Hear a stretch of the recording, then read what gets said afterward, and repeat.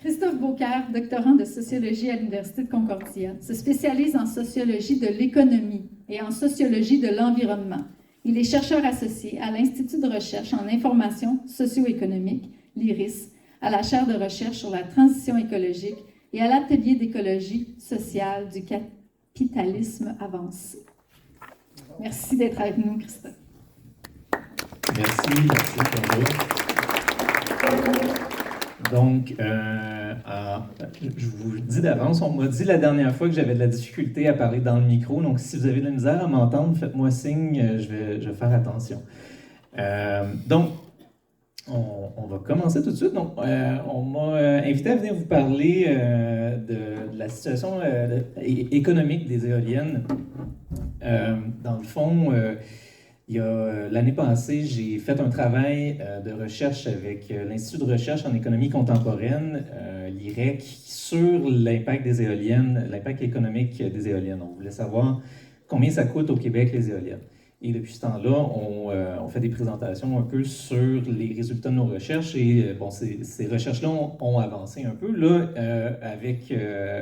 pour aujourd'hui, on m'a invité à venir vous parler justement de l'impact des éoliennes sur les communautés, sur toutes sortes de situations. Donc, je vais vous présenter ça rapidement. Donc, ma présentation, je l'ai divisée en 3 temps. Donc, d'abord, on va regarder comment on développe un projet éolien pour qu'on ait tous et toutes un contexte commun et qu'on comprenne comment ça fonctionne, comment on installe un projet éolien dans une région. Ensuite, on va regarder combien ça coûte les éoliennes, comment on finance ça. Puis ça va vraiment être là où ça risque d'être un des endroits que vous allez trouver le plus intéressant. Puis ensuite de ça, on va regarder les enjeux plus larges de l'éolien. On va commencer, donc la section 2, c'est beaucoup sur le côté local, et ensuite de ça, on va regarder les enjeux plus au niveau de la province au complet. Et là, il y a des questions économiques, politiques et finalement environnementales. Alors, on va commencer avec la première section, développer un projet éolien. Donc, pour développer un projet éolien, en général, il y a 4 facteurs clés. Alors, le premier facteur, c'est l'obtention des droits d'utilisation du territoire. Ensuite de ça, l'obtention des droits d'exploitation aux fins de production d'électricité. Donc, la différence, c'est, bon, les droits d'utilisation du territoire, c'est, un projet éolien, il doit s'installer quelque part, il doit avoir donc le droit de construire à un certain endroit, mais ensuite de ça, il doit aussi avoir le droit de produire de l'électricité parce que c'est une activité économique comme une autre, donc il doit avoir des permis qui viennent avec tout ça. Ensuite de ça, l'obtention des droits de connexion au réseau électrique. Donc, partout dans le monde, quand on fait de l'électricité, on doit se connecter pour pouvoir la vendre, on doit se connecter sur le réseau. Ici, c'est Hydro-Québec qui gère le réseau. Et ça, c'est des ententes, c'est toutes sortes de contrats à signer. Donc, ça, c'est tout un gros processus. Et finalement, il faut obtenir du financement pour réaliser le parc éolien. Et ça, on va y revenir par la suite. Mais au Québec, on est dans une situation très particulière. Puis on va commencer à regarder ça en regardant les 2 points du milieu. Donc, obtenir des droits d'exploitation aux fins de production et obtenir les droits de connexion au réseau. Donc, cette évaluation, on commence avec l'évaluation de la sélection des projets, pour vous donner une idée. Donc, qu'est-ce qu'on entend par là? Quand on veut développer un projet, la première question qu'on se pose, puis ça vient du gouvernement, c'est le gouvernement tente de prédire combien d'énergie on va avoir besoin pour la province dans les prochaines années. Ensuite de ça, qu'est-ce qu'on évalue là-dedans? On évalue la croissance de la population, la croissance économique, les nouvelles filières qu'on va vouloir voir le jour au Québec dans les prochaines années. Donc là, en ce moment, c'est l'intelligence artificielle, la filière batterie et les merveilleuses crypto-monnaies qui servent à rien. Et ensuite de ça, on anticipe toutes sortes de nouveaux besoins qu'ils pourraient avoir. Donc, par exemple, la décarbonation des industries, l'électrification des transports, donc la transition énergétique. Ça, c'est des questions qui sont plus actuelles en ce moment.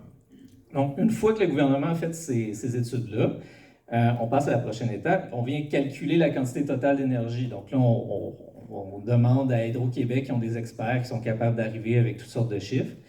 Ensuite de ça, on détermine le type d'énergie qu'on désire. Et là, ça, c'est un élément très particulier parce qu'au Québec, en ce moment, c'est le gouvernement qui dit On a besoin pour les prochaines années, on a besoin de 300 mégawatts, mais on veut que ça soit de l'éolien, puis on veut que ça soit de l'éolien privé. Et là, le gouvernement va lancer un décret, il va dire c'est absolument des éoliennes privées qu'on veut pour combler cette demande-là de 300 mégawatts. On fait la même chose avec des nouveaux barrages. Si on veut des nouveaux barrages, ça c'est le gouvernement qui dit on va demander des nouveaux barrages, on veut cette quantité-là, et c'est les décrets qu'on lance sur le marché. Ensuite de ça, on lance un appel d'offres via Hydro-Québec. Donc là, ça, c'est le gouvernement qui dit à Hydro-Québec, j'aimerais que tu lances un appel d'offres de 300 mégawatts de nouvelles éoliennes. Ensuite de ça, les promoteurs envoient leur projet. Et Hydro-Québec va évaluer les soumissions. Ça prend 6 mois. Là, imaginez, Hydro-Québec reçoit à peu près 90, des fois une centaine de soumissions. Donc ça, c'est toutes sortes de projets, toutes sortes de municipalités à travers le Québec qui ont été approchées par des promoteurs, Énergex, Boralex, EDF, Énergir, toutes ces entreprises-là qui vont avoir chacun de leur côté des projets, des ententes avec les municipalités qui arrivent, qui disent « Nous, on veut faire ce projet-là, nous, on veut faire ce projet-là. » Et là, Hydro-Québec doit prendre ses experts, des économistes, des ingénieurs, toutes sortes de personnes qui vont travailler avant. On a 300 mégawatts à combler et on a des projets pour l'équivalent de 2000 mégawatts. Qu'est-ce qui est le plus rentable? Qu'est-ce qui fonctionne le mieux dans la situation qu'on a en ce moment? Donc, c'est un gros travail, ça prend 6 mois. Quand ça arrive, les ingénieurs d'Hydro-Québec travaillent incroyablement fort.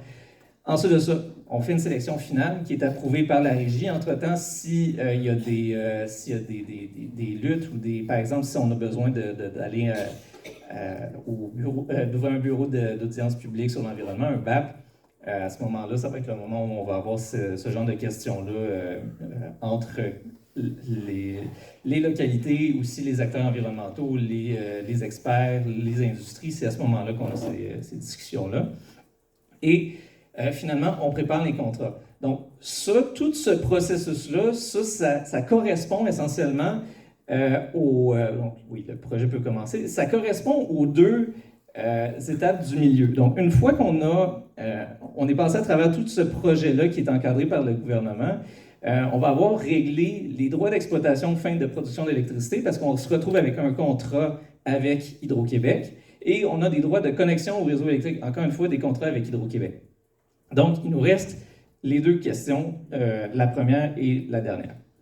Alors, si on prend les étapes clés, là, je vous ai fait un petit parcours. Là, on commence avec la question d'obtention des droits d'utilisation du territoire, le lancement des appels d'offres, ensuite de ça, l'évaluation et la sélection des projets et le début de la production. Là, évidemment, il y a la construction entre-temps.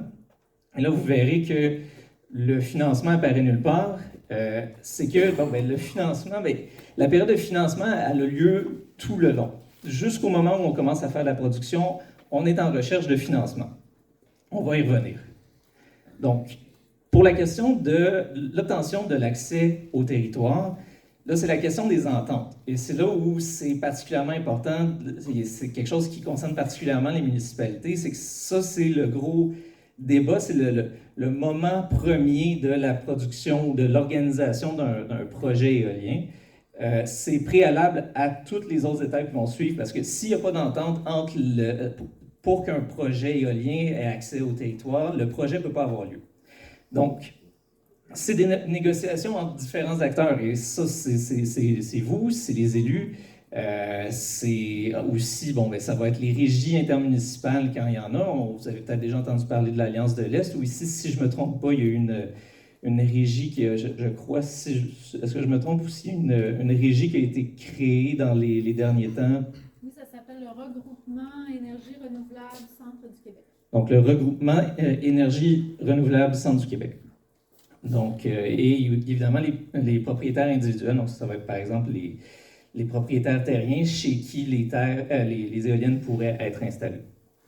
Et ensuite de ça, et ça, ça va être un peu le nerf de la guerre, c'est que l'entente qui est signée, l'entente qui va être signée entre généralement la municipalité et les promoteurs, et de l'autre côté aussi entre les promoteurs et les propriétaires terriens individuels, mais ces ententes-là sont absolument confidentielles. Et ça va avoir énormément d'impact D'abord et avant tout parce que, à cause de ces ententes confidentielles-là, ça fait qu'on n'a pas beaucoup d'informations sur ce qui se passe. Et ça vous implique, vous, pour la majorité, si vous avez été approché par un projet éolien, généralement, vous êtes tenu de ne rien dire par la suite, dès que vous avez signé une entente, évidemment. Donc, qu'est-ce qui arrive lorsqu'une entente est obtenue? Le projet entre en dormance en attendant qu'il y ait un appel d'offres. Donc, ça peut arriver que les promoteurs vont faire des ententes avec les municipalités, vont avoir une entente confidentielle que la municipalité s'engage à fournir un certain territoire s'il y a un appel d'offres. Et ensuite, l'appel d'offres va être lancé. Et là, c'est le moment où les promoteurs arrivent avec leurs ententes et disent « On a cette entente-là, la municipalité est d'accord pour aller de l'avant avec le projet. » Et ça vaut des points dans le processus d'appel d'offres. Parce qu'évidemment, les appels d'offres, quand Hydro-Québec reçoit sa centaine d'offres à travers le Québec, ils ont une grille de pointage et ils doivent déterminer qui a les meilleurs points. Donc, dès qu'un promoteur a une entente avec une municipalité, elle gagne des points. Donc, j'ai une question. Oui. Parce que les municipalités doivent prendre des résolutions publiques pour accepter les choses. Oui. Alors, comment est-ce que l'entente peut être complètement cachée? Bien, c'est les détails de l'entente. Donc, juste pour répéter la question c'était pour qu'une entente soit signée, les municipalités doivent prendre des résolutions publiques. Comment ça peut être totalement confidentiel? Tous les détails de ce que l'entente implique, donc quels terrains vont être rendus disponibles, ça va être quoi l'argent, les redevances qui vont être versées à la ville de la part du promoteur. Et aussi, souvent, ce qui arrive, c'est que les promoteurs vont offrir des cadeaux à la municipalité. Ils vont offrir à la municipalité un nouveau parc, une nouvelle bibliothèque, des choses comme ça. Tous ces trucs-là sont très confidentiels. C'est sûr qu'un nouveau parc, quand on arrive et qu'on voit qu'il s'est installé, au niveau local, on le sait qu'est-ce qui est arrivé, on le sait c'est qui l'a fait.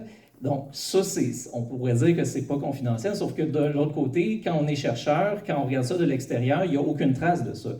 Et ça, c'est seulement les choses qui sont visibles. Donc, s'il y a des ententes financières qui ont été faites avec la ville, il y a des détails là-dedans qui sont tout à fait inaccessibles. Et c'est là où la confidentialité a un gros impact. Oui? La loi d'accès à l'information, on va parler de ça? La loi d'accès à l'information, excellente question. Pourquoi on n'a pas accès à ça? Et on va pouvoir y revenir plus tard, mais la réponse à ça, puis on l'a vu pas plus tard qu'aujourd'hui, à chaque fois qu'on veut avoir des détails, c'est que là, on nous dit, ben c'est parce que c'est une entente privée. Et il y a une raison pour ça, puis on y arrive, on est drette là. Donc, ici, je vous présente très simplement, on a une municipalité, un promoteur et un parc. Et là, on peut se dire, bon, ben, c'est un partenariat. Je vous rajoute l'information. En 2015, le gouvernement Couillard, à l'époque, déclare, et ça c'est pour toutes sortes de raisons, mais généralement parce que il y avait des guerres entre les municipalités. Le gouvernement Couillard déclare qu'à partir de maintenant, tous les nouveaux projets de loi, tous les nouveaux projets éoliens vont devoir être en partenariat 50-50 municipalité-promoteur. Donc, ici, on a une municipalité, un promoteur, et on se dit, bon, ben, ils vont se partager le parc. Bon, ben, la première étape pour se partager le parc, ben, c'est que le promoteur, par exemple, Inergex, Boralex, ils ne vont pas directement posséder et gérer le parc. Ce qu'on fait en premier, c'est qu'on crée une société en commandite. Donc, ça, c'est une compagnie qui est extérieure techniquement à la municipalité et au promoteur. C'est une autre entité qui, elle, a pour mission de réellement s'occuper du parc éolien. Donc, la municipalité et le promoteur, ici, se partagent le contrôle de la société en commandite. Et aussi, bon, ben, la société en commandite, c'est elle qui va interagir avec Hydro-Québec en tant que quantité indépendante. Grosse guillemets sur indépendant. Je vous m'en pardon? Avec les fonds de la municipalité. Ça, c'est certain, mais ça, on va y revenir. C'est tout c'est le cœur de la présentation. Donc, ensuite de ça, ici, bon, ben, la municipalité, si elle le désire, elle peut créer une corporation, par exemple, ça va être une représentante privée qui fonctionne au nom de la municipalité, qui va être... parce que là, essentiellement, une municipalité en tant que telle n'est pas censée se lancer en affaires, mais elle peut créer une... il n'y a pas vraiment de manière légale qu'une municipalité peut gérer des affaires, donc il faut créer une corporation indépendante. Ensuite de ça, la corporation indépendante peut s'associer à une régie intermunicipale. Pour vous donner une idée, il y a à peu près une cinquantaine de parcs. Moi, j'ai épluché toutes les... parce que sur les chansons, on a accès à tous ces organigrammes-là. Donc, j'ai épluché les différentes versions. Il y a une cinquantaine de parcs au Québec, mais chaque parc a évolué dans le temps. Donc, il y a des annexes qui sont disponibles, des annexes à leur contrat qui montrent l'évolution et la transformation. Donc, des fois, ce qui arrive, c'est que la municipalité peut se créer une deuxième corporation qui va se rajouter. Puis là, il y a toutes sortes de choses. Là, je vous présente une version très, très simplifiée de ce que ça peut être. De l'autre côté, ben, le promoteur peut avoir une filière, peut décider de créer une deuxième filière. Donc, tout ça vient s'ajouter pour rajouter de la complexité. Tout ça s'en vient pour gérer la société en commandite. Donc, là, l'idée, c'est de garder en tête que la seconde qu'on quitte la municipalité puis qu'on tombe dans la corporation, puis que la corporation fait des affaires avec les filières du promoteur et avec la société en commandite, tous ces éléments-là sont considérés comme des ententes privées. Donc, c'est pour ça. À partir de ce moment-là, la loi sur l'accès à l'information n'a aucun effet, parce qu'on est entre acteurs privés. Oui, je sais... Les revenus de la municipalité, tu regardes ce qui reste à la fin, on n'est pas capable de trouver comment elle investit dedans. Oui, donc la question, si on regarde les revenus de la municipalité, est-ce qu'on est capable de voir justement... C'est une excellente question. C'est énormément de travail qu'il va falloir être fait, qui pourrait être fait, je crois. C'est sûr que là, ça implique d'interagir avec toutes les... C'est ça, c'est un gros travail. Moi, c'est quelque chose que j'aimerais faire si un jour je suis capable d'avoir le temps et les ressources pour le faire, mais c'est beaucoup de travail. C'est aussi entrer en contact avec les municipalités. Donc, d'un point de vue de recherche, je crois que c'est faisable, mais en même temps, ça nous donne juste une partie de l'information. Tout ce que ça nous dit, c'est l'argent qui sort. Et on va y venir parce qu'on arrive à la question de financer un projet éolien. Donc, combien ça coûte et combien ça rapporte. Donc, là, on a réglé la question d'obtenir les droits d'utilisation du territoire et on passe à la dernière étape qui est obtenir le financement de la réalisation du parc. Donc, financer un projet éolien. Un élément qui est important à prendre en considération quand on parle d'un projet éolien, environ 80% des coûts de l'éolien doivent être financés avant le début de toute production. Donc, qu'est-ce qu'on entend par là? C'est que, contrairement à d'autres formes de production d'énergie, par exemple, à l'exception du Québec, où on est très chanceux d'avoir de la production hydroélectrique, ailleurs dans le monde, généralement, quand on produit de l'électricité, on brûle du gaz naturel ou on brûle du charbon. Et ça implique que pendant toute la durée de vie d'une centrale, on doit constamment payer l'achat de nouveaux charbons, de nouveaux gaz. Et ça augmente énormément les coûts post-construction de l'éolienne. Une éolienne, par contre, une fois qu'elle est installée, il n'y a pas de charbon, il n'y a pas de gaz, on ne paye pas pour le vent. Le vent, il rentre, puis ça ne coûte rien. Donc, les gros coûts, ils viennent avant, ils viennent dans la construction, puis dans toute la préparation légale. Donc, ça, c'est ce qu'on a ici. Les coûts, là, ça va être la préparation des soumissions, les honoraires légaux, les études d'impact, les coûts de construction. Donc, le 20% qui reste, c'est l'entretien, s'il y a des bris durant la durée de vie du parc, si aussi, s'il y a des coûts de gestion administrative, parce qu'il faut payer le PDG de la société en commandite qui va recevoir des fois un salaire dans les 100 000 $. Donc ça rentre dans ces coûts-là. Donc, c'est ça. Donc, le 20% restant représente les coûts récurrents sur la durée de vie qui tournent autour de 25 à 30 ans. Et ça inclut aussi les redevances, évidemment, qui sont inscrites dans les ententes avec les municipalités. Donc, ensuite de ça, il y a deux options pour financer un projet éolien. La première possibilité, c'est de s'endetter auprès d'un créancier. Fait que généralement, ça va être une banque. Donc, le promoteur c'est un capitaliste qui a la capacité d'aller emprunter sur le marché, donc il va aller contacter les banques, il va dire, bon, mais j'ai besoin de 100 millions de dollars pour mon nouveau parc, il va trouver la banque va lui faire un deal avec un certain taux d'intérêt et ça va rapporter, la seconde que le parc va être construit, que les profits vont rentrer, bon, ben le parc va rembourser ses dettes auprès de la banque. Excuse, Oui, je parlais juste avant ça que Oui. le propriétaire, c'est-à-dire la municipalité qui est obligée d'être en accord avec le promoteur, ils sont responsables.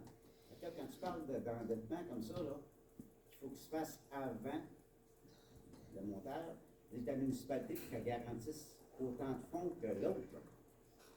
donc la question, la municipalité, est-ce qu'elle doit, c'est quoi son rôle dans ce processus d'endettement-là? On y arrive. Donc, l'autre possibilité, justement, la voilà, c'est trouver un partenaire d'affaires. Donc là, à ce moment-là, le parc, le promoteur, s'il détermine que ça coûte trop cher s'endetter, il peut décider, par exemple, qu'il va il va trouver quelqu'un qui est prêt à s'embarquer dans l'aventure. Ça pourrait être, le promoteur aurait pu décider que, par exemple, en France, un promoteur privé pourrait décider de faire affaire avec EDF, qui est l'équivalent à peu près de Hydro-Québec en France.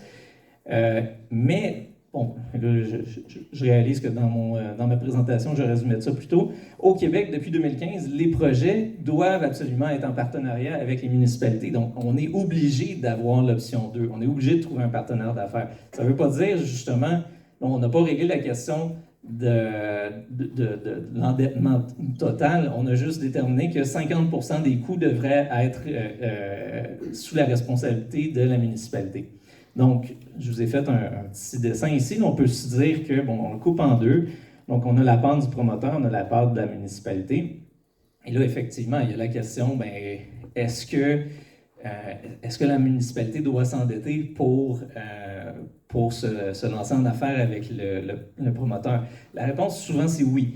Et c'est là où on se lance dans cette question-là, bien, des risques différenciés, les risques entre les risques qu'une municipalité peut courir contre les risques qu'une entreprise privée peut courir. Donc, par exemple, ici, bien, la charge financière de l'endettement, c'est pas la même pour une entreprise que pour une municipalité. Une municipalité n'a pas le lousse, par exemple, qu'une entreprise possède. On parle de finances publiques. Les finances publiques, ça sert à fournir des services à la population. Par exemple, bien, une entreprise privée, il y a une partie de ses fonds qui est toujours réservée à la création de profits. Donc, bien, il y a un certain coussin. Il y a aussi une certaine partie de l'argent qui est réservée dans les fonds d'une entreprise à l'investissement puis à la création, justement, de nouvelles entreprises. Donc, on n'a pas les mêmes risques. Donc, voilà, les pertes d'une entreprise, elles affectent les chiffres d'affaires de l'entreprise. Des pertes pour une municipalité, ça veut dire une perte de services. Donc, on est vraiment dans une relation qui est extrêmement différenciée. Le statut social d'une municipalité versus le promoteur, Oui. la municipalité est responsable de ses citoyens. Tout à fait. Elle endette totalement tout son monde, tandis que l'autre, puis là, c'est écoutez, On va faire payer. fait que c'est deux entités totalement différentes. Exactement. Donc, le commentaire, c'est deux entités totalement différentes. Exact.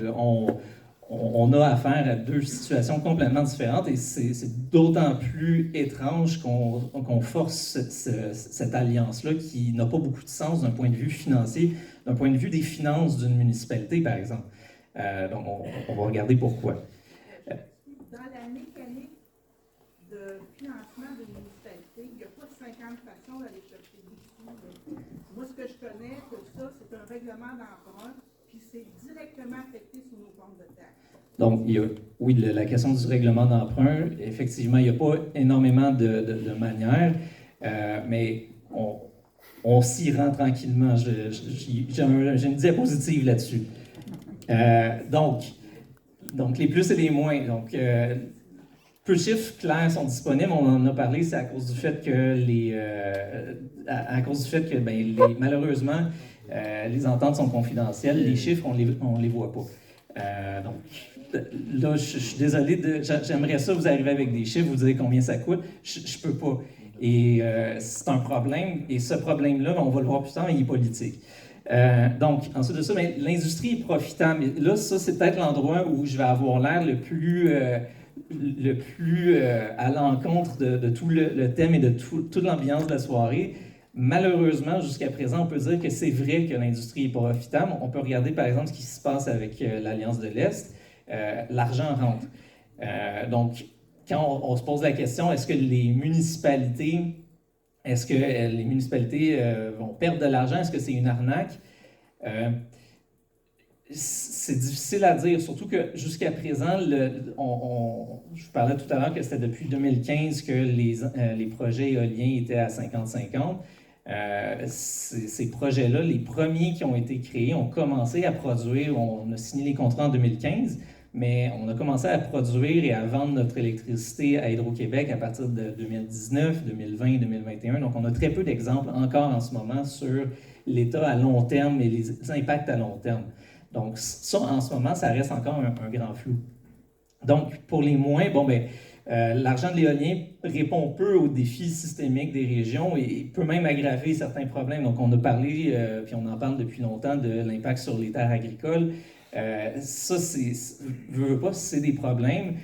Aussi, l'argent, on craint en ce moment, et là, je vous rappelle que on est encore très tôt dans le processus d'instauration des procédés, d'instauration des partenariats éoliens à 50-50. Donc, on ne le sait pas, mais il y aurait une crainte, il y a une possibilité malgré tout que certaines municipalités deviennent dépendantes de ces fonds-là. Et là, il y a quelque chose de très malsain à se dire qu'une municipalité pourrait devenir dépendante des profits générés par une entreprise privée. On a un historique au Québec de certaines entreprises qui occupent trop de place dans une région et généralement, ça ne mène jamais à de belles situations. Disons. Donc, dévalorisation des terres agricoles, dépendance envers l'industrie éolienne et aussi la possibilité de conflit d'intérêts. Si vous avez suivi un peu les nouvelles sur les développements éoliens, ici, ce n'est pas encore arrivé, mais on a eu quelques petites histoires en Gaspésie et dans le Bas-Saint-Laurent de maires qui ont peut-être réussi à trouver des manières de tirer certains avantages financiers en poussant les projets éoliens. Donc, ça reste important de rester à l'affût de ces choses-là. Il y a certains maires qui, après avoir fait passer des projets éoliens, soudainement se retrouvent du côté privé, ils deviennent PDG de la société en commandite de leur région. Et comme je vous le disais tout à l'heure, des salaires à 100 000 $, c'est pas du jamais vu dans ce milieu-là. Ça, c'est de l'argent, les salaires, c'est de l'argent qui revient directement qui provient directement des poches des contribuables. Donc, et finalement, ces partenariats-là ne sont pas nécessairement équitables. C'est là qu'on arrive à la question qu'on avait tout à l'heure. Donc, on revient à notre petit graphique ici. Là, c'est la question de l'endettement. Donc, par exemple, les frais d'entretien et de gestion ont de fortes chances d'être sous-traités à une filiale du promoteur. Donc là, on regarde tout à l'heure, ça, c'est les frais qui précèdent la construction. Ça, c'est les frais qui suivent et qui vont durer durant les 25-30 ans du projet. Donc, on peut se dire que cette partie-là ici, ça c'est la gestion, la partie de la gestion qui reviendrait à la municipalité. Cette partie-là, si dans l'entente, la gestion du parc est sous-traitée à une filière du promoteur, on est essentiellement en train de dire que cette partie-là, cette responsabilité-là qui revient à la municipalité, c'est de l'argent qui s'en va directement dans les poches du promoteur. Donc, ça c'est assez simple.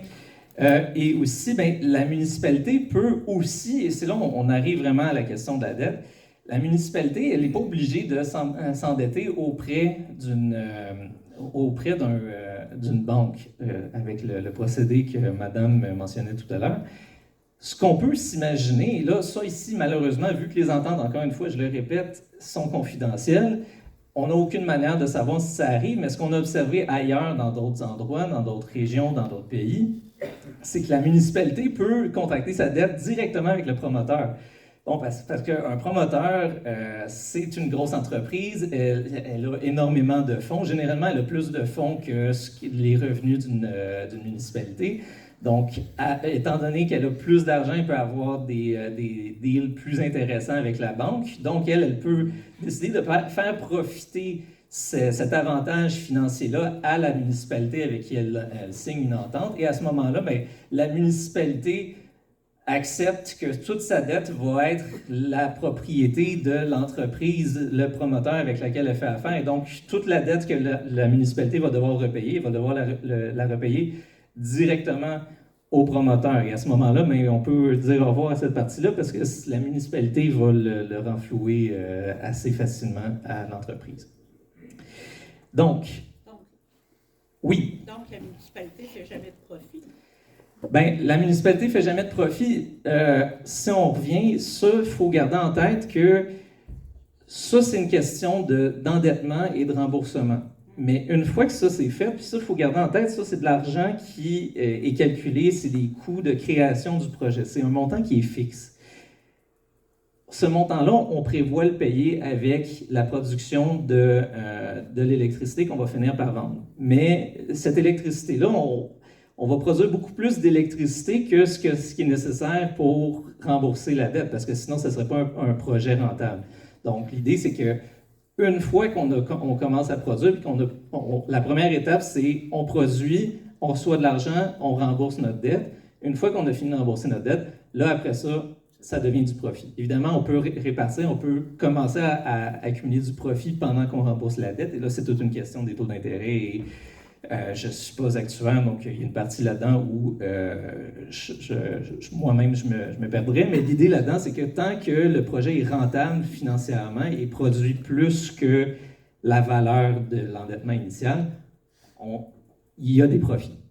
Mais la production d'électricité ne commencera pas avant que la construction soit faite. Tout à fait. Donc, pendant toutes les années de la construction, on va devoir payer. On va devoir payer et du capital et des intérêts. Exact. Avec un règlement d'emprunt qui va augmenter les taxes des citoyens, mais qu'il n'y aura pas de retour ni dans la municipalité, ni dans les poches des citoyens en diminution de taxes. Oui, donc la question, vous me ferez signe si j'ai besoin d'être corrigé, mais la question c'était que tant qu'on va être dans la période précédant la production d'électricité, on est dans une période où il n'y a aucun profit qui rentre et à ce moment-là, on est dans une situation qui est nocive pour la municipalité. C'est bien ça? Oui. Donc, là, c'est là où, encore une fois, la confidentialité nous empêche de savoir comment les différents projets ont trouvé des manières de s'en sortir, parce qu'évidemment, l'objectif, ça serait très difficile de vendre ces projets-là aux municipalités s'il n'y avait pas une manière de contourner ces problèmes-là. Et c'est là où le type d'entente que je souligne au troisième point ont le plus de chances d'arriver, parce que l'entrepreneur, lui, peut très facilement dire à la municipalité, si tu signes avec moi, tu n'as pas besoin de commencer à payer ta dette tant qu'on n'a pas commencé à produire. Ça, c'est très, très facile à imaginer. Mais en même temps, on ne sait pas. Mais effectivement, c'est très difficile d'imaginer comment les municipalités en ce moment pourraient faire autrement que de passer par ce genre de mécanisme-là. Parce que s'ils font affaire avec une entreprise, avec une banque, par exemple, ou si les municipalités vont à l'extérieur de ce mécanisme-là, effectivement, rapidement, ça devient nocif. Et là, je n'ai pas les chiffres de mémoire, mais pour avoir analysé tous les parcs et tous les projets, si je ne me trompe pas, il y a certains projets qui ont pris, entre le moment où les contrats ont été signés et le moment où on a commencé à produire, c'est de dérouler quelque chose, je pense des fois jusqu'à 7 ou 8 ans. Donc, c'est une longue période où on n'a pas de production. Donc, oui. Il y avait une question à l'arrière aussi. Combien de temps qu'on peut avoir la stabilisation de l'éolien? Jusqu'à combien de temps ça prend à rembourser la dette ou à être rentable? Bien, encore une fois, on ne le sait pas parce que si une municipalité décidait de rembourser toute sa dette avant de recevoir des profits, ça prendrait le temps que ça prend pour rembourser la dette. Si la municipalité décide de séparer puis de rembourser une partie de sa dette année après année sur toute la période, la durée de vie du projet, mais que dès le départ, elle commence à engranger des profits la seconde qu'on produit de l'électricité, à ce moment-là, elle peut commencer dès le départ à recevoir de l'argent. C'est encore une fois, on n'a pas accès aux chiffres. Non, on ne le sait pas. On ne le sait pas. Là, on a beaucoup de questions, mais on a encore beaucoup de diapositives. Fait que ça me fait plaisir de vous prendre vos questions, mais je veux juste vous avertir, il va peut-être falloir à un moment donné avancer. Il y a madame, puis après ça, il y a monsieur. Bon, le remboursement, il va se faire avec la production de vin efficace, OK? Oui. Puis on n'est pas tous égales dans ça. Exact. Nous, on est dans une zone de force 3, qui est la plus petite pour faire tourner les éoliennes. La Gaspésie, c'est 4, 5. Il y a aussi la densité de l'air, OK? Puis je parle de facteur qui est au cube puis au carré. Donc, en Gaspésie, il fait froid. Puis c'est là qu'ils font leur argent. J'ai parlé avec un maire du bas du fleuve au printemps passé, et il disait qu'il trouvait que le verre diminuait puis que les rentrées diminuaient. Et c'est ce qu'on voit en France aussi, en Europe, de façon générale, c'est que les vents ils ont diminué. Vous savez, le facteur de charge d'une éolienne, là, quand on dit que c'est 6 MW, bien c'est 25%. Ça veut dire qu'à chaque jour, elle produit en moyenne seulement 1,5 MW. Puis en plus, c'est des productions intermittentes et imprévisibles. Fait que moi, je pense que dans les prochaines années, peut-être que ça va être payant, mais à mesure que le parc va vieillir et que le climat va changer, on ne sait pas comment, parce qu'il y a des projections que ça pourrait diminuer dans notre coin, mais c'est la municipalité et les citoyens qui vont se retrouver avec le remboursement. Tout à fait. Je peux difficilement ajouter autre chose, à part de dire que ce que vous indiquez là, c'est toute la nature de ce qu'on décrit en ce moment, c'est qu'on parle de se lancer en affaires. Tout investissement comporte une partie de risque. Et là, la question, c'est est-ce qu'on trouve que ça a du sens pour notre société de demander aux municipalités de se lancer dans ce genre de risque-là, connaissant les conséquences. Et on viendra plus tard à la question spécifique de l'emplacement des municipalités, parce qu'il y a des raisons pourquoi on a ces projets dans les municipalités en ce moment. Et il faut garder en tête aussi qu'il y a en ce moment Hydro-Québec qui commence à annoncer des projets sur la Côte-Nord. Ces projets-là ne rentrent pas, c'est des projets qui vont être dans des zones extrêmement productives. Et là, il faut se poser la question justement, pourquoi on a ces projets-là ici qui semblent ne pas avoir de sens d'un point de vue de production et pourquoi en même temps on a ces projets-là et pourquoi ici c'est privé et pourquoi là-bas ça va être géré entièrement par Hydro-Québec. Ça, c'est des questions que si on a le temps, on va pouvoir atteindre. Il y avait une autre question en arrière. Oui. Dans le processus, les délais sont-ils déjà dans la tête de toutes les compagnies qui veulent, sont des compagnies d'éoliennes, les délais sont-ils déjà partie du gouvernement qui sont rendus dans les sociétés qui veulent vendre des éoliennes? On est-tu déjà pogné avec ça? Les décrets sont-ils déjà écrits? Puis on en genre, mais les décrets sont là, ils vont passer. Donc, la question, c'est par rapport aux décrets. Est-ce que les décrets sont déjà écrits à l'avance ou est-ce qu'ils sont déjà en vigueur? Donc, chaque nouvel appel d'offres est encadré par un décret. Donc, essentiellement, quand on arrive au point où on détermine on a besoin de plus d'électricité, le gouvernement se pose la question quel genre d'électricité on veut. Et là, il écrit un décret, il va dire pour cet appel d'offres-là, ça va être ça. À garder en tête que quand on a commencé à produire de l'éolien au Québec, l'objectif unique de la manière dont on a fait ça, ça a été de faire en sorte qu'on introduise des entreprises privées au Québec. Et comment on a fait ça? Bien, on a décrété dans le premier décret pour l'éolien, on a dit Hydro-Québec n'a pas le droit de soumissionner. Donc, Hydro-Québec aurait pu décider dès le départ de se lancer en affaires dans le domaine éolien et compétitionner avec le privé, mais le gouvernement a dit non, ça va être uniquement le privé, parce que l'objectif du gouvernement, c'était de faire rentrer le privé au Québec. Donc, je pense qu'on peut aller de l'avant, puis au pire, on y reviendra. Il va y avoir une bonne période de questions après. Exact. Donc, une simple notice avant de poursuivre. Ce que je vous ai décrit jusqu'à présent, vu qu'on n'a pas d'informations, ce sont des hypothèses. Malheureusement, on n'a pas d'autres informations. On aimerait ça, on n'en a pas. On n'a aucune manière de connaître le détail de ces ententes-là parce que c'est du secret industriel, c'est privé. Je suis d'accord avec vous, je le sens que vous êtes frustrés, je le suis moi-même. En tant que chercheur qui aimerait aller avoir cette information-là, ça vient vraiment me chercher. Donc, c'est un énorme problème parce que c'est de l'argent de nos taxes. Hein. C'est notre argent. Puis, essentiellement, on accepte collectivement qu'il y a une grande partie de notre argent qui s'en va dans une boîte noire et on n'a aucune idée de ce qui se passe. Les seules personnes qui savent ce qui se passe, c'est les élus, les municipalités qui signent des ententes et qui ont le droit de rien dire. Donc, les causes à ça sont politiques. Et c'est là qu'on arrive à la dernière section sur les enjeux plus larges de l'éolien. On va commencer avec les enjeux économiques. Et là, on revient ici, je vous fais un bref résumé de la recherche dont j'avais parlé plus tôt, qu'on a faite avec l'IREC. Donc, l'éolien, ça coûte cher. En moyenne, en 2023, l'électricité éolienne coûtait 9,58 sous le kilowattheure.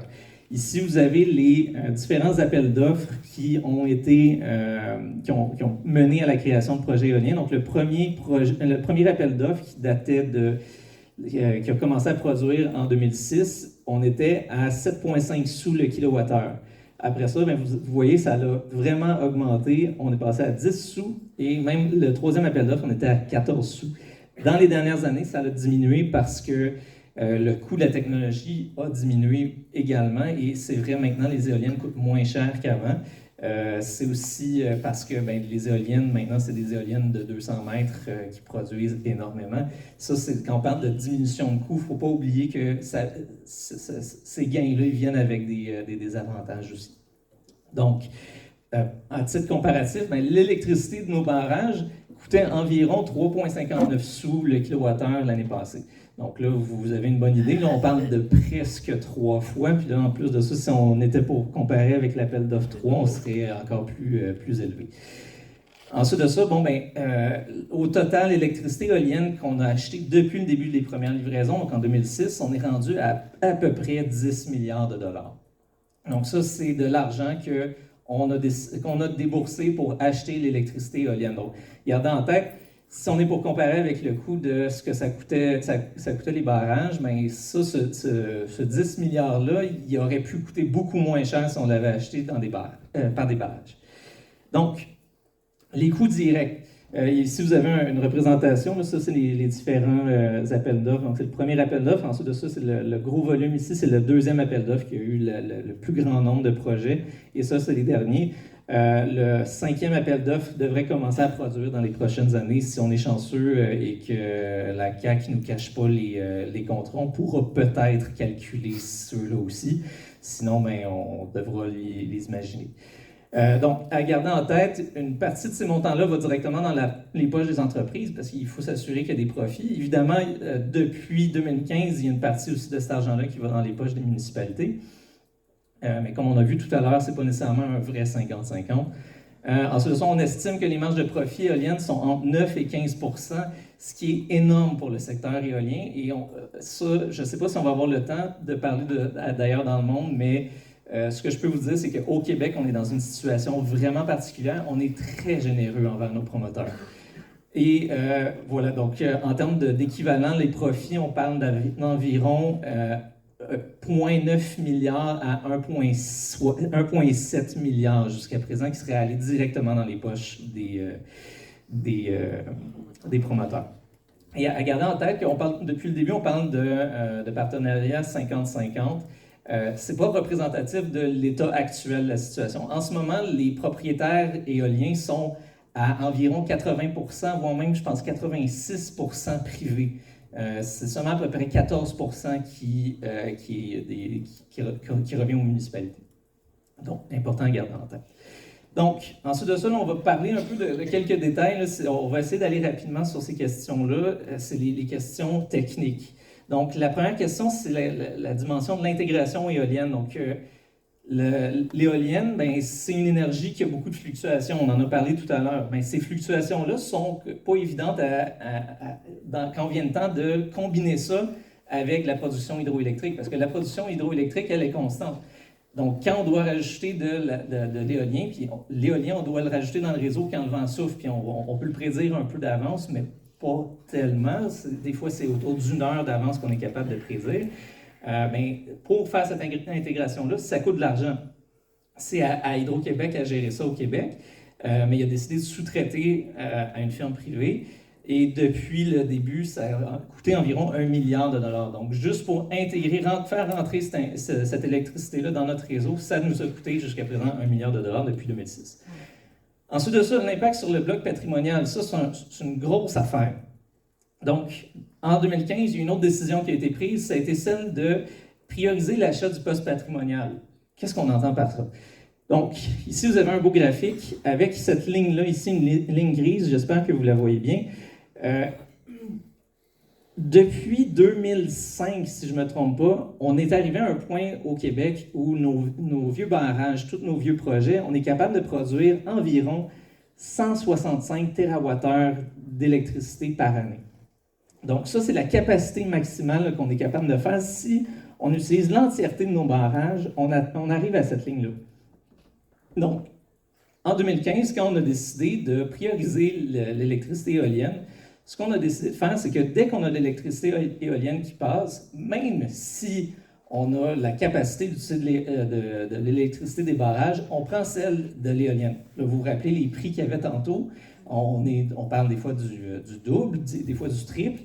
Bien, ça veut dire que quand on a besoin d'électricité et que le vent souffle, on paye plus cher pour notre électricité.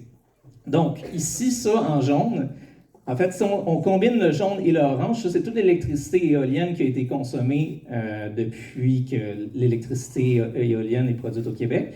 Et en jaune, ça, c'est toute la section qui aurait pu être de l'électricité de barrage, pas cher, et qu'on a décidé à la place qu'on allait utiliser de l'électricité éolienne. Et vous voyez aussi que ben, c'est de l'électricité qu'on n'a pas utilisée. Donc ça, ces coûts-là, je ne l'ai pas écrit, mais je les connais par cœur, ça équivaut à 6 milliards de dollars qu'on a perdus. Donc, ensuite de ça, bien, les exportations, un autre détail. On exporte peu l'électricité éolienne, il y a une raison pour ça. Quand le vent il souffle ici, généralement il souffle chez les gens à qui on exporte l'électricité, les États-Unis. Si le vent souffle ici, il souffle en Nouvelle-Angleterre, et à ce moment-là, si on a trop d'électricité, ils en ont trop aussi. Donc, puis aussi, quand la demande est forte, quand le vent ne souffle pas, l'électricité coûte cher. Donc, dans les deux cas, on n'est pas vraiment avantagé. Donc, l'énergie en surplus qu'on a vendue jusqu'à présent est presque toujours vendue à rabais. Généralement, elle est vendue 2 fois moins cher que ce qu'elle coûte à produire. Donc, ça, c'est de l'argent qu'on perd à chaque fois. Donc, en moyenne, l'électricité est vendue à la moitié du coût à laquelle on l'a acheté, et on peut aussi se trouver à vendre de l'énergie patrimoniale en surplus. Donc, quand on a trop d'électricité, des fois, l'électricité de nos barrages, bien, on vend l'électricité de nos barrages et nous, on utilise l'électricité des éoliennes. C'est brillant. C'est brillant. C'est brillant. Génération minimum, une autre situation intéressante. Quand on est dans une période où on n'a pas beaucoup besoin d'électricité, c'est la fin de semaine, il ne fait pas chaud, on n'a pas besoin de chauffer, on n'a pas besoin de climatiser, on est dans un moment de génération minimum. Si le vent il souffle, il faut qu'on utilise cette électricité-là. Fait que si on n'en a pas de besoin, mais qu'on a une énorme entrée qui arrive, il faut qu'on fasse quelque chose avec ça. Bon, bien, lors des crues de demande, l'influx de grosses quantités d'énergie qu'elle doit absolument intégrer peut impliquer des coûts importants. Suivant la difficulté à intégrer la production sur les marchés, on peut même se retrouver à devoir vendre l'électricité à coût négatif. Ça veut dire qu'on paye des gens pour leur donner notre électricité. Fait que ça, c'est de l'argent qu'on perd. Ensuite de ça, il y a les coûts de connexion. Ça concerne directement les projets, parce que les projets privés, c'est des ententes faites avec des municipalités, donc qui doivent être situés à des endroits spécifiques. Ces endroits-là ne sont pas nécessairement placés là où Hydro-Québec, si elle avait voulu faire le meilleur projet, c'est pas nécessairement là qu'on va placer les projets. Donc, si on est, par exemple, dans une municipalité qui est loin d'un poste de connexion, bien, qu'est-ce que ça veut dire? Bien, ça veut dire qu'il faut qu'on construise des lignes de haute tension qui vont coûter extrêmement cher. Donc, ça, c'est un coût qui vient avec la production privée. On perd la capacité de planifier le plus efficacement possible notre production d'électricité.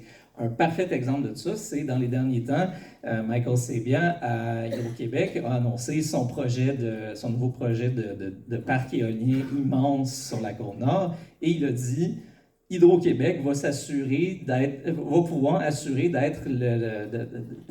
d'assurer la meilleure planification possible pour son projet. Les fines lignes étaient en train de dire, bien, essentiellement, Si nous sommes les personnes les mieux placées pour planifier efficacement ces grands projets-là, ça veut dire que c'est Hydro-Québec qui est la mieux placée. Donc, les entreprises privées qu'on présente souvent comme des entités très avantageuses, en réalité, Hydro-Québec le sait très, très bien qu'elles sont désavantageuses pour la planification d'électricité. Donc, on arrive aux enjeux politiques et j'ai presque terminé. Donc, deux préconceptions. Les énergies renouvelables servent à décarboner notre économie et la filière éolienne contribue au développement de l'expertise québécoise. On pourrait en parler longtemps de ces deux détails-là. On va s'arrêter à dire que ce n'est pas vrai. Donc, jusqu'à présent, la décarbonation est totalement absente des projets de la CAQ.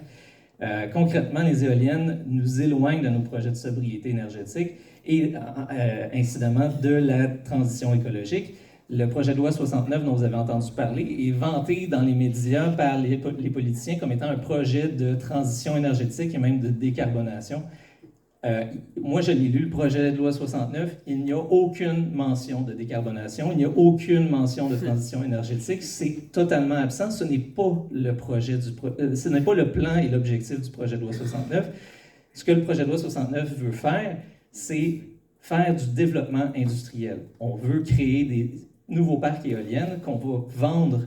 En fait, on s'assure en ce moment que tous les projets, et ça c'est assez particulier, au lieu de prévoir de l'électricité qui va pouvoir être absorbée avec le temps par la société québécoise, en ce moment, on crée des projets qu'on s'assure dès le départ qu'ils vont être déjà pris par des entreprises. Souvent des entreprises qui, comme on l'a vu avec Nordvolt dernièrement et même TES Canada, des entreprises qui vont peut-être même pas être capables de voir le jour parce qu'elles ne sont pas financièrement viables, mais on va quand même donner à ces entreprises-là énormément d'argent et énormément d'énergie. Ça n'a aucun sens.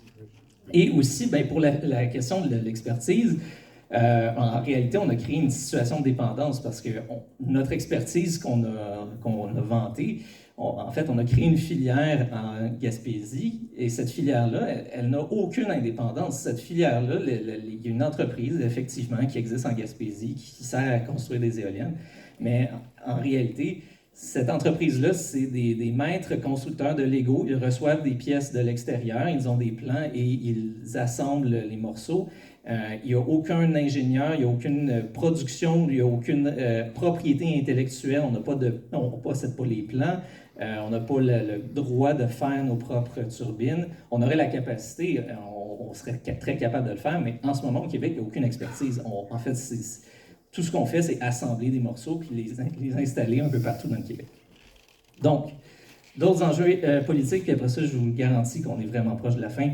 L'éolien privé va à l'encontre de l'héritage d'Hydro-Québec. Là, ça, c'est super important. Hydro-Québec, pourquoi on a créé ça? Parce qu'on était à une certaine époque dominé par des monopoles d'électricité privés qui chargeaient extrêmement cher à la population. Ça nuisait au développement économique, ça nuisait à la vie des citoyens. On a dit à un moment donné, ça suffit, on nationalise et on va gérer ça nous-mêmes. Et on a découvert très rapidement que c'était la manière la plus efficace de fonctionner et ça allait avantager tout le monde, sauf les entreprises privées, évidemment. On est en train de revenir à cette situation-là. Je pense qu'on a fait le cas depuis le début, que c'est exactement ça. Cette situation-là, on est en train de la répéter exactement. Et là, c'est assez incroyable qu'on est en train de se dire qu'on a complètement oublié l'héritage de la Révolution tranquille. Ensuite de ça, l'éolien privé ne règle aucun problème structurel pouvant affecter les régions que l'industrie prétend aider. Et là, ça, c'est malheureux, mais en réalité, on peut présenter ça comme étant un influx merveilleux d'argent, mais c'est juste de l'argent. Les problèmes liés à la dévalorisation du travail agricole, par exemple, ne seront pas réglés avec de l'argent comme ça. Même que si, par exemple, on décide de... Si un agriculteur est pris entre la décision de garder son terrain comme il est et de l'exploiter ou de sacrifier une partie de son terrain pour installer une éolienne, il est littéralement en train de dévaloriser les terres agricoles au profit d'un autre type de production, ce qui est extrêmement nocif. Ensuite de ça, l'éolien privé, comme je le disais tout à l'heure, empêche de planifier pleinement notre futur énergétique.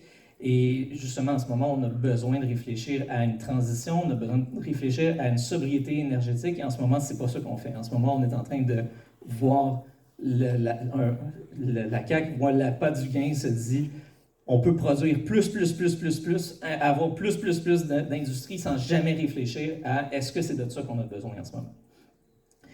Finalement, l'éolien privé perpétue un système où le manque de transparence dans la gestion des fonds publics fait office de norme. Ça, je pense qu'on en a parlé suffisamment. Et surtout, l'éolien privé contraint les municipalités régionales à devenir complices dans ce processus qui normalise des pratiques nuisibles pour l'ensemble du Québec. Et là, ça, c'est un vrai enjeu politique avec lequel vous, par exemple, vous êtes confrontés. On vous demande de devenir complice de cette réalité-là et on vous demande d'être content quand on vous dit qu'il y a de l'argent qui va rentrer. C'est un énorme problème. Très rapidement, les enjeux environnementaux, on en a parlé un peu tout à l'heure, peut-être que le documentaire va le présenter si on réussit à avoir Internet, je nous le souhaite. Mais bon, il y a des impacts sur la faune qui sont réels. Par exemple, au Canada, c'est des dizaines de milliers d'oiseaux et de chauves-souris tués chaque année. Et c'est aussi la destruction des milieux naturels. Ici, on a parlé de la côte de Beaupré tout à l'heure. Ici, vous avez l'avant et l'après. Bien, ça, c'est de la déforestation pure et simple. Et ça va devoir rester comme ça pendant 25 à 30 ans parce qu'on a absolument besoin de garder ça comme ça pour rendre le terrain accessible et utilisable. Et tantôt, on posait la question sur les nappes phréatiques. Bien, on parle, les nappes phréatiques, c'est le résultat d'écosystèmes hyper complexes. C'est de l'eau qui rentre dans le sol, qui doit percoler. Si on transforme tout cet espace-là en espace minéralisé, donc du béton, si on enlève les plantes qui permettent à l'eau de circuler et d'aller plus profond dans la terre, nos nappes phréatiques, elles cessent d'exister parce qu'elles n'ont pas les conditions qui leur permettent de se reconstituer dans le temps. Que faire? Ben là, je vous invite à prendre position, à contacter vos élus. En ce moment, ça, c'est le résultat d'une idéologie très spécifique. On fait face à des choix politiques, à un parti qui définitivement préfère favoriser des entreprises privées, à la fois les profits privés des promoteurs, mais aussi les profits des entreprises qui vont venir chercher cette électricité-là dont on n'a pas besoin collectivement. En fait, qu'on aurait peut-être besoin pour décarboner, pour électrifier nos transports, par exemple, mais cette électricité-là, je vous le garantis, elle ne s'en va pas là en ce moment. Elle s'en va dans des nouvelles entreprises de batteries, des choses comme ça.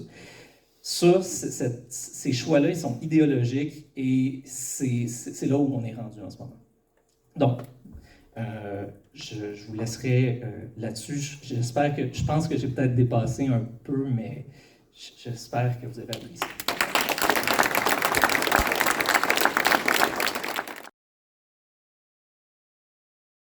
Moi, j'ai une question principale. Il faut en avoir plusieurs, là, mais on y a une question principale. Qui et quand ça a été décidé qu'il fallait absolument que les municipalités soient impliquées dans l'éolien? Le quand, c'est en 2015. Le qui, c'est le Parti libéral du Québec. C'est avec le gouvernement Couillard. Mais pour vous donner une idée, c'est qu'il y avait un historique avec les 3 premiers appels d'offres où c'était pas encore très clair à ce moment-là comment les redevances allaient fonctionner. Donc, ce qu'on se retrouvait à avoir, c'est une situation où un promoteur arrivait dans un village, contactait les maires et là leur disait « On va vous donner tel montant par mégawatt installé. On va vous donner, on vous promet 5 000 $ par mégawatt installé, par exemple. » Et là, après ça, il allait dans un autre village à côté et il faisait une offre différente. Et il s'arrangeait pour créer une espèce de guerre entre les deux villages pour qu'ils commencent à avoir une guerre de sous-enchères, que les villages se mettent, voulant avoir les redevances, ils se battaient pour avoir la redevance la plus basse possible, ce qui finissait par nuire le plus, au final, aux municipalités. Ça créait des guerres entre municipalités, puis surtout, ça assurait les plus basses redevances qui arrivaient dans les poches des municipalités. Donc, on est passé par plusieurs itérations à travers les différents appels d'offres. À chaque appel d'offres, là, je l'ai beaucoup simplifié, mais chaque appel d'offres vient avec une série de contraintes, une série de règles que les soumissionnaires doivent respecter. Et chaque gouvernement qui a eu durant cette période-là a essayé des nouveaux règlements pour encadrer les redevances et tout ça. Et finalement, en 2015, ils ont décidé on arrête tout ça, on arrête le principe des redevances, c'est des partenariats 50-50. Mais une autre raison aussi, au-delà de la guerre des redevances, c'est qu'une fois qu'on crée des partenariats 50-50, et on en a parlé tout à l'heure, À partir de ce moment-là, les gouvernements peuvent parler d'acceptabilité sociale. Et l'acceptabilité sociale, ça, ben, dès qu'il y a une entente avec les municipalités, que la municipalité, que les citoyens se soient battus, la seconde qu'il y a une résolution qui est prise, à ce moment-là, le gouvernement peut parler aux médias et dire « c'est un projet qui a l'acceptabilité sociale, c'est un partenariat 50-50 et c'est un coût purement médiatique. » Oui, monsieur. Oui, bonsoir. Je m'appelle Valentin Gavin. Je suis de Pierreville, retraité. Et malheureusement ou heureusement, j'ai été pendant les dernières 30 années financier chez Alstom, où j'ai été en mesure de financer des projets énergétiques. C'est sûr que c'était essentiellement dans le domaine de l'hydroélectricité. Mais juste un point que vous vous souvenez, vous rappelez assez souvent, et qui me titille un petit peu, c'est que quand vous parlez des privés, il y a 40 ans, les Inergex et les Boralex de ce monde, ils existaient et c'était des purs privés. Donc, en termes clairs, Hydro-Québec avait négocié avec ces promoteurs-là un achat au kilowattheure de X cents de leur production. Et avec ça, ben, les promoteurs privés allaient ça sous le bras et allaient magasiner chez les financiers pour voir comment, sur leur contrat de vente de souvent 20-25 ans, ils allaient pouvoir financer leur projet de mini-centrale. Ce qui m'amène à un élément avec un petit préambule, c'est qu'au niveau d'Hydro-Québec, ce que je comprends, moi, c'est qu'avec le bloc patrimonial, plus les projets d'investissement qui s'en viennent, il a un risque énorme, c'est de juger sur ce que j'appelle, moi, la tranche d'assurance que Hydro-Québec doit fournir de l'électricité à tous les Québécois et Québécoises. Donc, en d'autres mots, pour lui, là, quand il est proche de cette tranche-là, il ne veut pas se lancer dans un nouveau barrage qui va lui prendre 8 ans à construire, à aménager. Alors, en d'autres mots, je comprends que d'autres solutions, comme l'éolien, a été envisagée. Mais le point que je voulais faire, c'est de dire qu'à la marge, quand bien même on réaliserait les projets éoliens qui sont là, je n'ai pas le chiffre, mais je m'en doute très bien que c'est vraiment très, très, très peu sur l'ensemble de la production d'Hydro-Québec. Pour le moment, effectivement, c'est relativement peu par rapport à la production d'Hydro-Québec. On parle d'environ... je crois qu'on est rendu à 20% en ce moment, la production éolienne par rapport à la production hydroélectrique. Si vous voulez, tout à l'heure, j'ai déjà fait les calculs, je pourrais les sortir. Donc oui, effectivement, c'est peu. Mais là, il faut... Là, ça serait toute une autre discussion, toute une autre conférence, mais c'est une réflexion aussi sur le processus par lequel, en ce moment, les éoliennes privées servent entièrement au projet de privatisation d'Hydro-Québec. Et là, ça serait extrêmement long et complexe à décrire aujourd'hui, mais essentiellement, les éoliennes, ça a été le cheval de Troie par lequel on a créé un système dans lequel le privé pouvait exister. On l'a mis en concurrence avec Hydro-Québec. Et là, ce qu'on est en train de faire, par exemple, avec le projet de loi 69, c'est rendre possible, par exemple, la privatisation des petites centrales jusqu'à 100 MW, des petites centrales hydroélectriques jusqu'à 100 MW. Et ensuite de ça, pour les plus grosses centrales, ça va être aussi possible, mais avec des partenariats 50-50. Et ça, c'est la première étape. Puis on le sait très, très bien ce qui s'en vient parce qu'on est capable de regarder ce qui se passe à l'extérieur du Québec. Et on est capable aussi de regarder les acteurs importants qui sont en train de guider les décisions de la CAQ, par exemple des fonds financiers, des fonds d'investissement comme la firme Brookfield, qui, elle, est très, très active dans le domaine des renouvelables à travers le monde et qui sont très, très, très forts en ce moment pour inciter la CAQ à aller dans certaines directions.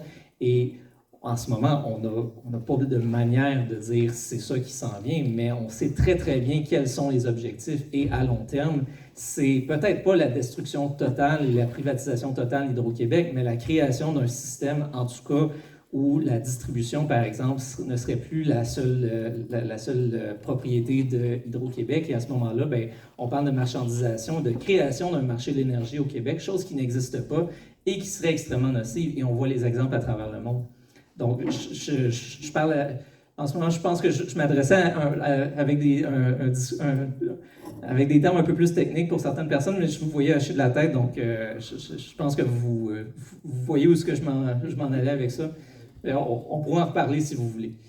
Oui. Bonjour, mon nom est André Pepin, je suis de Contrecoeur. Je me perds dans les chiffres, mais juste pour voir si j'ai un peu compris quelque chose. Si l'énergie patrimoniale nous coûte à peu près 4 sous, les nouveaux barrages, ça va être, j'imagine, même la romaine, ça doit être autour de 10. Oh, c'est 9 et 60 quelque chose. Les éoliennes sont à 10. Oui. On vend de l'électricité aux États-Unis en bas de ça. Ouais. On vend de l'électricité, nouveaux produits, nouvelles blocs d'énergie comme Northvolt en bas de ça. Nous, on paye autour de 4. Ouais.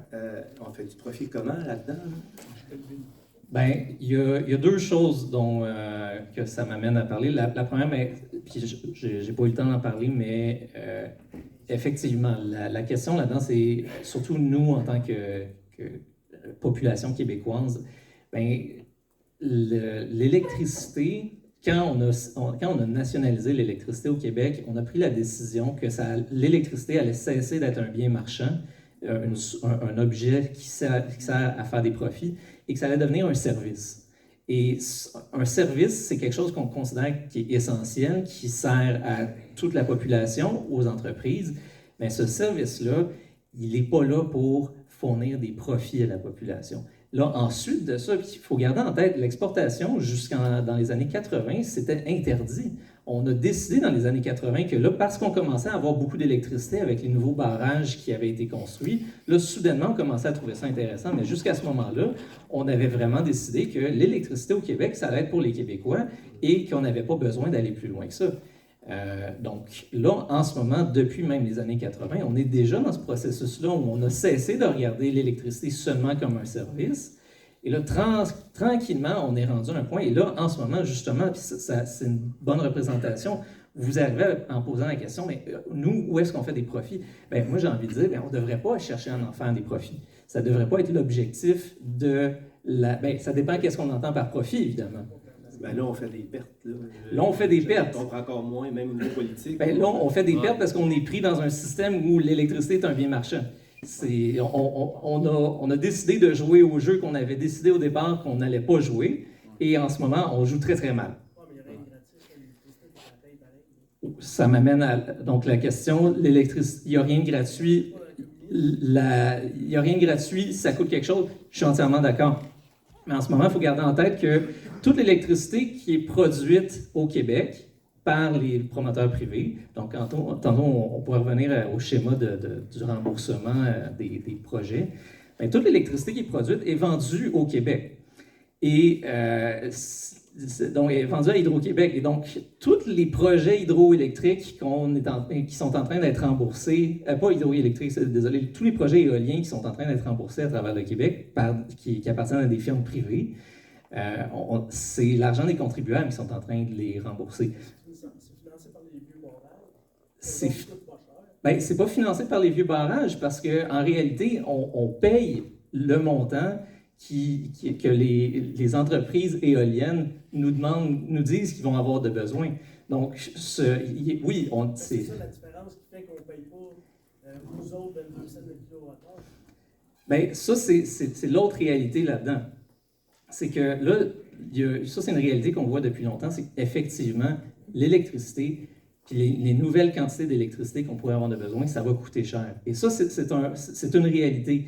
Il n'y a pas de manière de contourner cette situation-là. Puis ça, il y a beaucoup de gens qui ont de la difficulté encore aujourd'hui à l'admettre, c'est que rajouter de l'électricité, ça coûte cher. Puis accepter que ça va coûter cher, c'est une chose, mais décider combien on en a besoin, puis pour quels usages, ça, c'est la vraie grande question qu'on doit se poser. Si on sait que ça va coûter cher, là, il faut se poser la question, pourquoi on veut de l'électricité et qu'est-ce qu'on veut faire avec cette électricité-là? Et en ce moment, notre décision par le gouvernement de la CAQ, ça a été, bien, cette électricité-là, c'est pas pour la décarbonation, c'est pour des nouvelles entreprises. C'est le choix qui a été fait, mais effectivement, ça coûte cher, ça va coûter cher, ça va continuer à coûter cher. Ça, il n'y a pas de manière de contourner la situation. Une des grandes causes, en fait, de ça, d'ailleurs, surtout un point en ce moment où les éoliennes coûtent le moins cher qu'elles ont jamais coûté. Mais on est rendu à un point aussi où ces éoliennes-là, on doit les installer dans le Grand Nord et ça va coûter super cher pour installer des nouvelles lignes de transport. Et ça, c'est le problème. Monsieur. Bonjour, Bernard Marin, Herville. En fait, vous m'avez mis plus de nuages. Moi, je suis venu ici pour essayer de comprendre pourquoi je devrais être pour l'éolien ou contre. Là, dans le peu que je comprends, c'est compliqué, c'est comme tous nos élus, puis l'Hydro-Québec, puis le gouvernement, c'est tous des pas bons, parce qu'ils veulent nous passer quelque chose qui n'a pas de bon sens. Moi, j'ai de la misère à comprendre ça. Moi, j'aurais aimé qu'on me dise, je ne sais pas, là, l'éolien est moins polluant que créer un barrage. Parce qu'un barrage hydroélectrique est énormément grand, puis il paraîtra que ça a un degré de pollution assez élevé. Fait que moi, je m'attendais à ça. Mais là, ce que j'ai compris, c'est que ça se passe en catimini. On n'a pas le droit de rien savoir. Vous m'avez créé un doute sur nos élus. Non, mais c'est... D'accord. Si je peux défendre un peu nos élus, je suis d'accord avec vous, mais la réalité là-dedans, c'est que le système dans lequel on existe en ce moment, c'est pas un choix des élus municipaux. C'est un choix du gouvernement qui a décidé que ça serait la structure qui allait être celle avec laquelle on allait fonctionner. Et l'enjeu du manque en fait, l'enjeu de la confidentialité, les nuages qui existent, ça, c'est un choix aussi délibéré. C'est un choix politique qui a été fait que un jour, le gouvernement, et ça précède la CAQ, le gouvernement a déterminé que si ces ententes-là étaient faites entre entreprises privées, ça, c'était de l'information qui ne pouvait pas sortir. Et ça, c'était à l'avantage uniquement d'un acteur, les propriétaires privés. Parce que ça, je ne suis pas devin. C'est René Lévesque qui avait pris dans le temps des années 60 l'idée de nationaliser l'électricité. Bon. Puis là, vous me dites arrêtez, parce que ça s'est décidé au gouvernement, le projet de loi. L'ensemble des autres partis dans l'opposition n'ont pas contesté autant que vous le faites là. Mais c'est pour ça que je vais sortir d'ici ce soir, là, je vous le dis tout de suite, là, je ne serai pas plus avancé. Je ne serai pas plus avancé, puis je suis déçu parce que j'ai dit qu'il faut que j'aille à ça pour me faire une propre idée. Parce que moi, l'éolien, personnellement, mettons, je n'avais rien contre. C'est sûr que ça change le paysage, ça c'est sûr. Mais le côté négatif de ça par rapport à un barrage, j'aurais aimé avoir ça. Parce que j'ai eu des gens qui m'ont dit, tu sais, j'essayais de trouver des solutions, penser à quelque chose qui serait mieux. Que quand je conteste quelque chose, il faut que j'aie quelque chose pour le remplacer. Parce que l'électricité, demain matin, on a besoin. Puis quand vous dites, c'est vrai qu'ils vendent à des industries qui viennent s'installer, ça crée des jobs.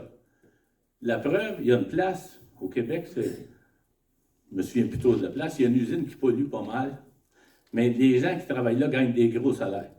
Il y a une partie de la population qui conteste ça, puis l'autre partie ne dit rien. Ça veut dire celui qui en bénéficie, c'est pas un mot, parce qu'il est content d'être là, il gagne sa vie. C'est ça, tu sais, mettons, c'est touché l'affaire. Puis vous, à soir, moi, je vous trouve négatif face à ça, en tabarnouche, puis vous avez attaqué tous les élus, là. Ben, la seule chose qui nous reste en démocratie, si on n'apprécie pas ça, tu changes les élus. Hein? C'est juste la chose qui reste. Mais là, tu n'es pas plus sûr de l'autre élu, parce que tu as dit tantôt, il y a des élus qui sont devenus comme PDG de la patente. Ça, c'est... Moi, j'ai de la misère avec ça. Je vous le dis, là, je ne serais pas plus avancé. Merci.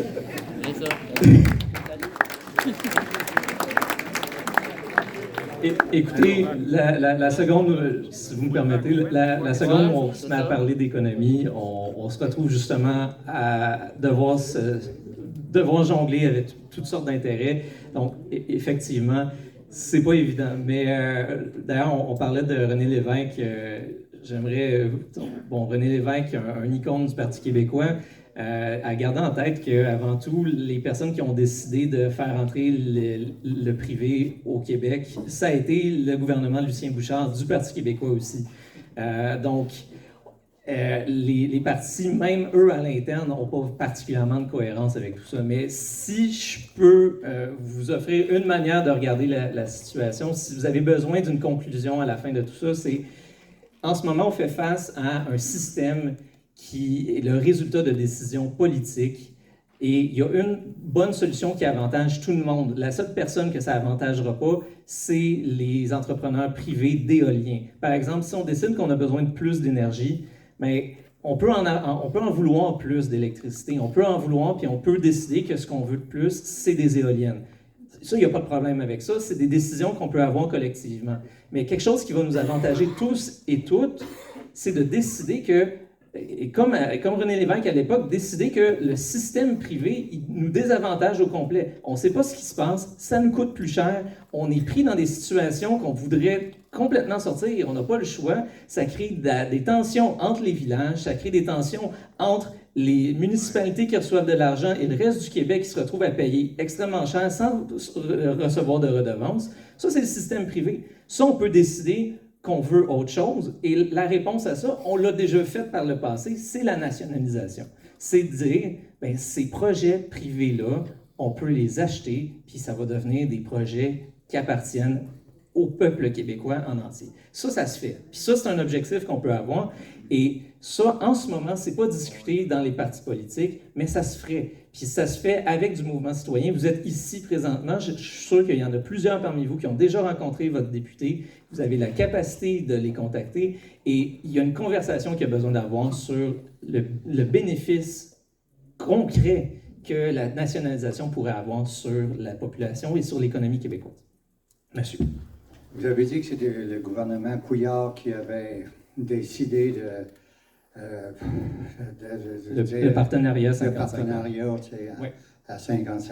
Le gouvernement Couillard. Bon, alors maintenant, on est rendu avec le gouvernement Legault, là. On a encore pour 2 ans avec lui. Bon, vous me voyez venir, hein? C'est quoi l'affaire? Comment est-ce qu'on se sort de cette mauvaise posture, là? Comment est-ce qu'on fait pour leur faire comprendre à nos élus que ça ne fonctionne pas? Est-ce que ce n'est pas le temps d'exiger un BAP générique sur tout l'état de l'énergie, production de l'énergie au Québec? Donc, merci pour la super question. Il y a une très bonne réponse à ça. En ce moment, le projet de loi 69, ce qu'il essaie de faire, c'est essentiellement de prendre la tendance qu'on a présentement à favoriser la privatisation, favoriser le marché de l'énergie. Il est en train de détruire toutes sortes de petites ententes, toutes sortes de petites lois qui permettaient d'encadrer la situation, avec un objectif éventuellement de rendre la situation en ce moment, d'augmenter l'avantage aux entrepreneurs privés. Donc, en ce moment, l'objectif du projet de loi 69, c'est d'amener toutes sortes de réformes de ce côté-là pour aller de l'avant avec la tendance que je vous ai décrite aujourd'hui. Et ensuite de ça, ils vont amener ce qu'ils ont appelé un PGIR, un plan général de gestion intégrée des ressources. C'est ça, merci. Plan de gestion intégrée des ressources. Donc, l'objectif d'un PGIR, d'un plan de gestion intégrée des ressources, c'est d'avoir, justement, ce dont vous parlez, une rencontre collective, un grand débat de société sur la question de qu'est-ce qu'on a besoin comme électricité, comment on veut la produire, puis dans quelle direction on veut aller, qu'est-ce qu'on veut faire avec cette électricité-là. Ça, c'est un objectif que la CAQ a décidé de mettre de l'avant en 2026. 2026, quand ça sera la responsabilité d'un autre gouvernement. Sauf que la CAQ a décidé que cette discussion-là qu'on a besoin d'avoir, on allait l'avoir après la réforme du projet de loi qu'on a présentement. Réforme qui va accélérer les processus de privatisation. Ce qu'on demande en ce moment, différents acteurs, on a mentionné le Front commun pour la transition énergétique, on a parlé de Vendée-Lue, on a parlé de toutes sortes d'autres organismes. En ce moment, tout le monde demande une chose, qu'on mette le projet de loi 69 sur la glace et qu'on ait le PGIR maintenant, qu'on ait cette discussion-là maintenant de qu'est-ce qu'on doit faire, qu'est-ce qu'on veut faire, comment on veut le faire. Ça, en ce moment, c'est le gros problème. Et en ce moment, je vous l'admets, c'est pas évident de se dire comment on va réussir parce que la CAQ, c'est un bulldozer et ils sont alignés sur leur projet et on se pose vraiment la question si on va être capable d'avoir ce qu'on veut. Mais la seule manière qu'on peut le faire, c'est le demander à nos députés, puis de demander de mettre le projet de loi sur la glace. C'est la seule chose qu'on peut faire. Ils ont un pouvoir absolu en ce moment, ils ont les deux mains sur le volant et ils peuvent faire ce qu'ils veulent. Donc, tout ce qu'on peut essayer de faire, c'est leur demander de ralentir. Est-ce que ça va arriver? C'est à nous d'essayer. On n'a pas d'autre option, malheureusement. Merci. Oui, bonsoir tout le monde. Marcel Lavoie, Pierreville. Dans toute cette problématique-là, moi, je me suis fait un schéma, puis je voudrais que tu me le valides ou tu dises, M. Lavoie, est dans le champ de patate. Tu peux me dire ce que tu veux. Quand je suis rentré au sol avec ma canne, je suis correct. Je regarde au Québec, on avait des coûts d'électricité préférentiels par rapport à ce qui se disait, OK? On était chanceux. La CAQ est arrivée et dit, nous autres, on va faire comme l'Ontario, on va avoir des gros salaires, on va attirer des grosses entreprises. Hypothèse, ils ont attiré ces grosses entreprises-là énergivores, peu importe lesquelles. Je comprends qu'il faut justifier la décarbonation, mais ils ont attiré ces entreprises-là avec nos coûts faibles en électricité. Puis là, on en manque. Fait que là, on va bâtir des nouvelles structures, éoliennes ou pas, ou barrages, à des coûts élevés. Et la réponse, c'est les citoyens paieront ces affaires-là. C'est ça? Exactement. As-tu compris? Okay. Exactement. Merci bien. Vous êtes très loin du champ de patate. Bonsoir, Joanne Allard, Victoriaville. Moi, ça fait 1 an que je vais au conseil municipal. J'ai demandé un BAP générique, je l'ai demandé à MRC, je l'ai demandé à la Ville. Et la réponse qu'ils me font, c'est « On n'a pas à décider pour ce qui se passe au lac Saint-Jean. Là. Nous autres, on va faire avec notre petit BAP, on est bien contents de ça. » C'est la réponse que j'ai eue. Je me disais, mais un BAP générique, je leur expliquais que ça créait un moratoire. T'imagines-tu que le lendemain, ils ont débarqué chez Boralex leur a dit quoi faire. Donc, c'est un peu ça qui est insultant. Puis, tu sais, chez nous, là, ils nous disent, hey, Boralex, nous autres, là, Victo, là, les frères Lemaire, hein, vous imaginez-vous, Kings et Falls, c'est la panacée. Donc, quand on parle de Boralex, ils ont dit, c'est une entreprise de chez nous. J'ai été obligée de les reprendre pour leur dire que c'était une multinationale parce qu'ils ne savaient même pas, tu sais.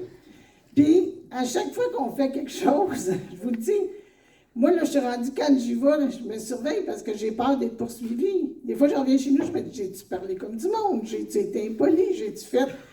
C'est rendu débile. Mais ça, c'est M. Legault, dans toute sa splendeur, qui veut que les gens puissent donner leur point de vue. Donc, si tu me dis que ça ne fait pas notre affaire, la Ville a même le droit de te poursuivre. Fait que moi, quand je me... Ils ont des fonds, puis nous autres, on n'en a pas. Fait que moi, là, l'espèce de... Tu sais, il y a eux autres, puis il y a nous autres. Tu sais, fait que je suis plus capable. Mais en même temps, je vous dis, je suis pas capable de me fermer la gueule. C'est plus fort que moi, ça m'insulte. C'est ça qu'il faut, hein. Oui, mais on dit que c'est dur à porter. Je vous comprends. Tu sais, je vais à MRC, c'est même pas enregistré, je suis tout seul dans la salle. Ils prennent leurs espaces, écoute, s'ils pouvaient me réduire à peu près un pied carré, ils le feraient, tu sais. Mais c'est comme ça que ça marche. Fait que, tu sais, c'est vrai qu'il faut vous mettre, tu sais, faut y aller, il faut parler, il faut poser des questions. Mais c'est extrêmement difficile. Mais moi, quand je vois mon compte d'électricité, qu'il y a des affaires qu'on paye à 9 ou 10 cents sur mon compte, le moins cher qu'on paye, c'est à peu près 6 ou 7 cents.